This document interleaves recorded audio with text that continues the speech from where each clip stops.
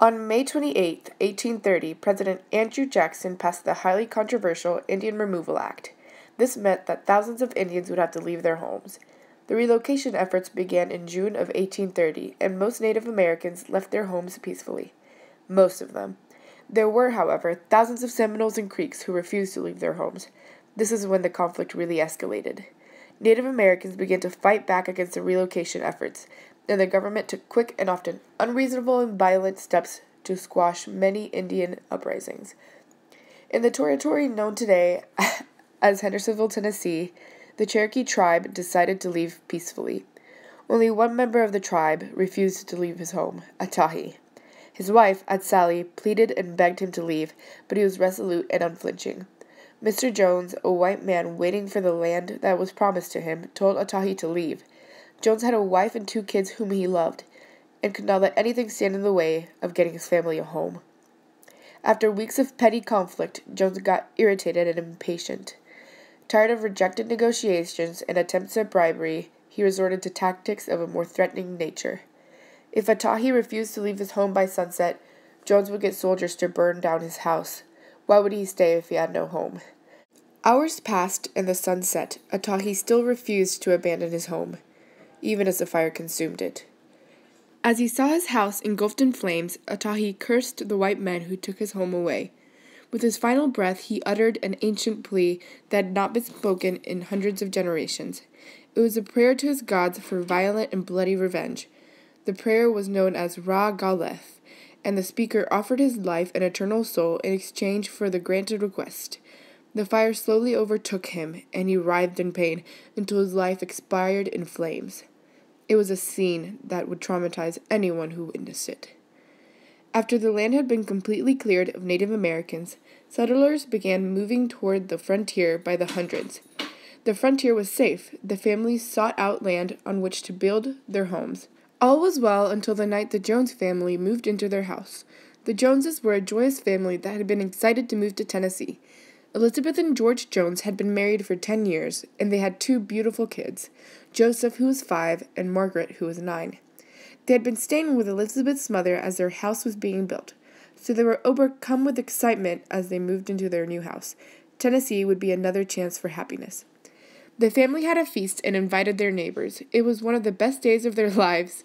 They had finally seen all their dreams come to fruition. They had a home of their own, and they were happy. Once the feast was over and their friends had departed, they cleaned the house and went to bed without a worry. Elizabeth blew out the candle. She felt her husband crawl into bed. She held his hand and laughed. "I sure do love you," she whispered. It was precisely at that moment that Elizabeth heard footsteps in the hallway. "Who's there?" she called out toward the sound.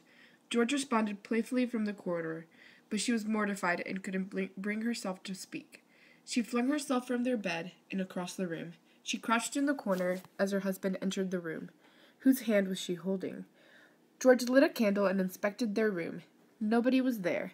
Elizabeth, terrified, reached out to her husband. He looked into the corridor and found no evidence of an intruder. George held her and convinced her that she was just nervous. Elizabeth, still shaking, got into bed hesitantly. She fell asleep to the tapping of raindrops on their window. The sun gleamed into George and Elizabeth's room. Elizabeth woke up and looked out her window. As she looked outside, she saw that none of the plants were wet. She thought it peculiar, but dismissed it as she went to Margaret and Joseph's room to wake them. Elizabeth found them sleeping peacefully in their beds. She noticed something and stopped at the door, speechless. George followed Elizabeth and approached the children, but was taken aback when he saw a large and colorful snake in the middle of their floor. He approached it carefully, knowing those types of snakes to be poisonous. They were thought to be vengeful and violent, especially by the Native Americans. George grabbed Joseph and woke up Margaret. He told them to be quiet and careful. The snake followed them with its eyes. It was a very patient animal. That night, they fell asleep to the tapping on the window again, but this time there were scratches and whispers in the wind. Elizabeth was curious, so she looked outside her window right before bed. There was not one cloud in that beautiful dark sky. You could see all of the stars. What could be in their house that could cause this? She woke up George, and the scratching immediately stopped. He shrugged and returned to sleep, unassuming. The sun came up again the next day. Elizabeth and George went to their children's room where Joseph was already awake. Joseph said that he had made a new friend and could not wait to play with him today, and Margaret was mad that she did not get any sleep because of Joseph. They walked to the kitchen and had a family breakfast. After breakfast, everyone scampered off to their different activities. Elizabeth was cleaning, George was cutting wood, Margaret was trying to learn how to read, and Joseph with his new friend. They were working when they heard a scream outside. Joseph came in running and yelled, "I hate my new friend, he hurt me." As Elizabeth saw his face with a red handprint, she dropped a plate. It shattered into pieces as if begging for more attention. George came in to Elizabeth putting something on Joseph's face. Elizabeth asked Joseph if his father had done this, but all he would say was that his friend did that to him. Months passed and the scratching would not stop. The snakes were everywhere. The kids were hearing whispers in the night, and Joseph's friend was always there. Elizabeth couldn't take it anymore. She told George that they were leaving the next day. Hours passed, and Joseph, still awake, swung his legs playfully over the side of his bed. He looked into the darkness with drowsiness and fear. Something scraped the floor loudly and grabbed Joseph's leg. He screamed and fought back as it wanted to drag him under his bed. George came rushing in and grabbed Joseph. He struggled against whatever was holding Joseph back. George pulled until Joseph was completely in his arms. They were leaving immediately. He got Margaret out of bed, and Elizabeth grabbed all their things. They were leaving when they heard something in the kitchen. Elizabeth stayed with the children as George went to investigate. He lit a candle and went into the kitchen. All he could see was snakes, covering the entire floor. They were ready to get revenge, ready to kill. He backed away slowly, but the snakes slithered towards him menacingly. He tried to open the door, but it was locked, and that's when it started. They heard loud cracking coming from the kitchen. The fire spread quickly throughout the kitchen and into the parlor. George pushed the door harder, but it stood as still as a 100-year-old oak tree. The fire was consuming the house part by part. It was getting closer and closer to where they were. George felt the heat of the fire seep into his skin, yet the fire was not even touching him. This was not an ordinary fire. It burned 1,000 times hotter. It got closer, and the children started crying. Elizabeth could not watch their children suffer. She opened a window and demanded they go outside.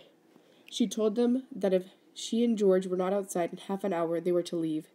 Elizabeth lifted her son and pushed him out the window. Margaret was crying. She didn't want to leave her mother. However, she did not want to disappoint her either. Margaret crawled out the window. Elizabeth tried, but she couldn't fit. She and George were trapped. "Go now," Elizabeth yelled at her children. "Leave." Crying, Margaret took Joseph and pulled him away. He was entranced by the violence and beauty of the fire. Who would it be? Inside their house, George was still pushing on the door. Elizabeth sat down with defeat when she saw a silhouette of a man in the fire. She thought she was hallucinating, but it was really there. She yelled for George. He stepped back from the door and got near Elizabeth. The fire was getting too close. They looked at each other in a hopeless yet loving way. Elizabeth cried on his shoulder so violently, neither could focus on anything else. They both heard hissing and turned towards the fire. Snakes slithered from the fire unscathed. They got closer and closer. There was no escape. The fire grew bigger, and so did all of the Joneses' fears.